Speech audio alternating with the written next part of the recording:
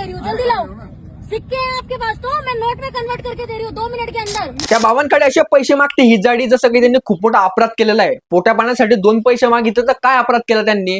त्यांनी सिद्धी प्राप्त केली म्हणून ते काट्यावर झोपू शकतात. तुझ्यात हिंमत असेल ना, त्या काट्यांना फक्त हात लावून दाखव. कुंभमेळ्यामध्ये हेच साधू संत लोक येतात.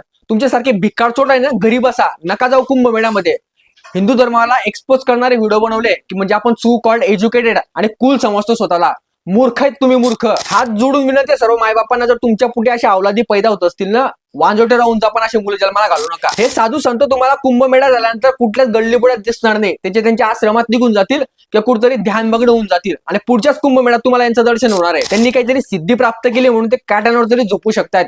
आपली हिंमत नाही, आपल्याला साधा खाली झोपलं तरी त्रास होतो. हेच साधू संत आहे की ज्यांच्यामुळे आपला हिंदू धर्म टिकून आहे. त्या बाबांच्या डोळ्यामध्ये क्लिअरली दिसतंय की त्यांना फक्त पोटाची भूक आहेत म्हणून पैसे मागताय. आणि कुंभमेळ्यामध्ये ह्याच साधू संतांचं सर्वात जास्त महत्व आहे, हे समजून घ्या.